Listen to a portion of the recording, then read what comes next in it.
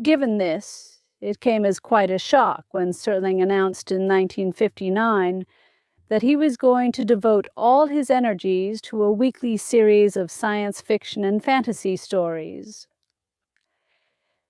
To go from writing an occasional drama for Playhouse 90, a distinguished and certainly important series, to creating and writing a weekly 30-minute television film, he conceded, was like Stan Usual leaving St. Louis to coach third base in an American Legion Little League. Worse than the change in length, however, was the seemingly 180-degree shift in subject matter. It was as though Serling were saying that he was going to stop commenting on a human condition and go play in a field of daisies. To many, science fiction was considered 3 notches below graffiti in terms of literary importance. During an interview with Serling on September 22, 1959, TV newsman Mike Wallace said, "You're going to be, obviously, working so hard on the Twilight Zone that in essence, for the time being and for the foreseeable future, you've given up on writing anything important for television, right?" At the time, Serling's harshest critics made the assumption that the Twilight Zone was not only a step down, but a choice made entirely out of the blue. To any astute observer, however, his decision should have come as no surprise, for it was a totally logical and predictable progression in his career.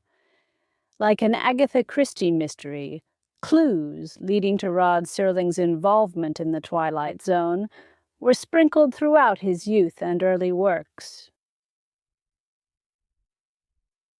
Rodman Edward Serling was born in Syracuse, New York, on December 25, 1924. "I was a Christmas present that was delivered unwrapped," he later said.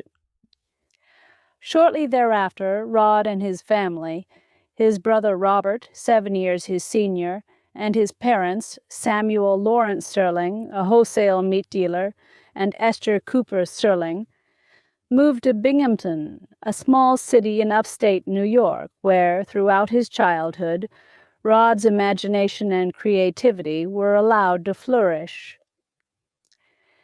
"He was about the greatest extrovert you could ever hope for," says Bob Serling, now a successful novelist. The president's plane is missing. "He was a good-looking kid, and he knew it. Very popular, very articulate, very outspoken. He had no arrogance. It was confidence. There was a hell of a difference. We were fairly close as kids, and we played together a hell of a lot, despite the 7-year difference. The two of us used to read amazing stories, astounding stories, weird tales, all of the pulps.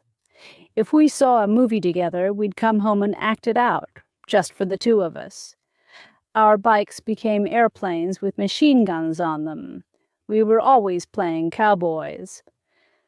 Rod was not bookish by any means. He was outgoing, enthusiastic, loved to be center stage.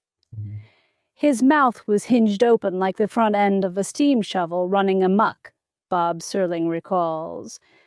The big treat for the family was to drive from Binghamton to Syracuse, which was 70 miles away, and my father once tipped us off that nobody was to say a word from the start of the trip until Rod stopped talking. Now, in those days, it took approximately 2.5 hours to drive the 70 miles, and so help me, he never stopped talking from the time he got into the car to the time we arrived in Syracuse. My mother and her father were in absolute hysterics. He must have been 6 or 7 years old. He was in a world all by himself. He'd sing, he'd act out dialogue, he'd talk to us without waiting for answers. He just kept talking. He was that way all through school that I can remember. A class leader, always into dramatics. He'd try out for anything. There was some kind of compulsion in him to do something that nobody else, the ordinary kid, wouldn't do. And this included joining the paratroopers in World War II. He was a damn fool to do it.